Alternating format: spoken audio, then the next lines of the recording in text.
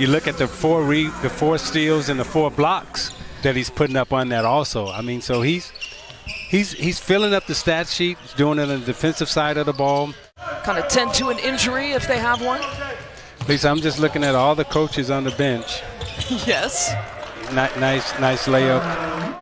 But I'm looking at all the coaches on the bench, and 2 things come to mind. Either they're really good at what they do, or they're not good. And Henry trying to find himself a spot here in the NBA. Became one of the leaders for Tom Izzo in Michigan State over in East Lansing. And the fadeaway falls for Jaden Springer. They're defensively and fundamentally sound. And not only are they all that, but most of his players that have come into the NBA have had success, a la Draymond Green. Late in the first round. And also, the high draft picks definitely lived up to their billing. They did. Can't get the lay-in to fall.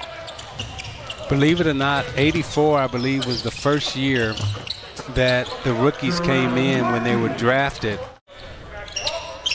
1984, David Stern's first draft as commissioner. So I've been under 3 commissioners, came in under the great Larry O'Brien. Over the 76ers, and as long as we're talking Pistons, Luka Garza has impressed you. Love Luka. Luka will be a fan favorite for the Pistons. Well, the Utah will take all the Martins they can get. Jarrell Martin with 10 of the first 15 points here for the Jazz with a 2-point advantage, and Reed here ties it up. He's never going to be an 82-game player. He's always going to rest, load management, take care of his body. 4 years, just under $200 million, about a 196 to put him there since the year 26-27 season. Now the Jazz down to 7 players if Paul White is not coming back. Remember, they started with 8 dress players as Springer hits the mid-range. Springer shooting about 32% from the field here in Summer League. Just 2 of 13 from three-point range coming into today. So Purdue has done a great job over the last couple of years recruiting and also beating IU. Yeah, give the schedule makers credit. I mean, coming up with great matchups to open up on Christmas Day, that's going to keep us all in the house. I remember Lambeer and I having serious conversations about this because, on Christmas Day, if you are the visiting team, you have to travel Christmas Eve. Getting up to get that one, and all kinds of opportunities for the 76ers on that possession. Coming up empty-handed, pulling and firing on the transition, and that's pure from Matthias. We were beating them pretty good. And, again, we said, Lambeer was like, look, you're not going to get much from me today. He averaged 37 against us, and we were double teaming him. Right. Imagine if it was single coverage. Exactly. Frank Mason, meanwhile. Martin, double-figure scoring game. He's got 12 points, and Mooney sizing it up from 3. Playing under the tutelage of one of the great coaches now in college, who was mentored by Coach Knight. Mooney definitely has a great work ethic. On the draft, trading back, moving their picks around. They were very active in the draft. And, Leon Rose and that group did an excellent job in the draft. Well, the last day of Summer League, you probably will see a lot of them. That's a good point. Matthias with the lay-in. And he's got 9 points. Reed, circus shot in for 2 and 1 for Paul Reed. Demands more from himself and then goes out and gives it. Martin with the putback, working the boards. And Matthias, count the bucket. And a chance for 4 for Dakota Matthias. Love seeing the mix, though, of ages and experience. Sometime in the summer league, sometimes you get a Martin who's 27 years old. You got your second-year players, of course, and the rookies. Classic stories. And we've talked about just the history of Chicago and Chicagoland in terms of just players. Fortunately, stays on the court, but that's going to tighten up on him. But Doc Rivers was one of the players in our generation that hadn't won a championship.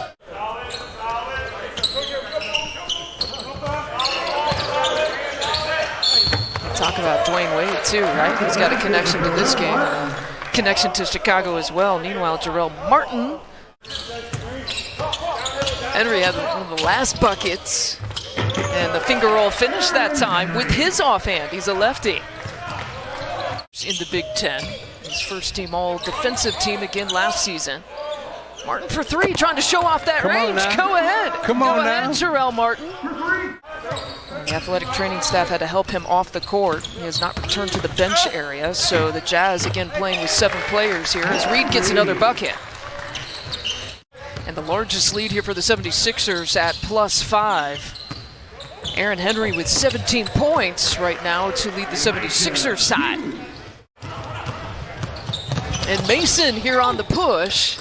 Maybe he could have taken that shot. Here's Matthews, Charles Matthews with the cleanup job. Played at Kentucky and Michigan in his college career.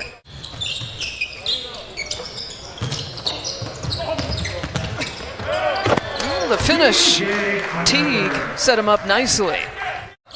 In the knee on that screen, but was able to finish at the rim. Taking it inside for 2, Maceo Teague. To people who aren't winners, we call them winners, but this is a real winner. Won 3 times in high school, then wins in college. It's too much knowledge to give to players and to a team for him to just sit on the sideline and hold all that knowledge. 806 assists, and the next most active player is Chris Paul. He's still 5,600 assists behind, and the flush from Jaden Springer. Final 10 minutes in this one. Biggest lead has been 5 points for both of these teams. They've kept it nice and tight, and how about that high arcing shot by Matt Mooney? You ever watch any of Steph's workouts or Kyrie's dribble workouts or anything you think, things that you haven't seen before of what they're doing? But those are the things that I love. I love the creativity in the players who have imagination. I don't necessarily like the players, I enjoy watching the players who imitate others, but the ones who can bring creativity and originality to the sport and advance. Don't forget, Kyrie Irving this year was 50, 40, 90. But everybody talks about, his ball handling, but he was 50, 40, 90 in terms of his shot making. Steph Curry, what he's done is he's stretched the imagination. Legacy of the Splash Brothers lives on right now. There is video, I am told, though, of Mark Jackson actually beating them in practice, though, in a shooting contest. Just one time. But there is record of it. Well, he controlled the playing time. Of course they're going to let the coach win. You did your fair share of carrying with your load as well. Springer dumping it off to Reed for 2. With the 76ers, 177 total minutes that he had played. A nice take, and Frank Mason for 2, and the 76ers' largest lead here of this game. They're stretching it out in the final few minutes. Well, it don't look like we're going to have another one, but you never know. You never know. You never know. You never know. Can you imagine Bill Laimbeer, Dennis Rodman, and Mahorn with 10 fouls? These games would last longer than football games. Matthews with the finish, and they're at 101 here today.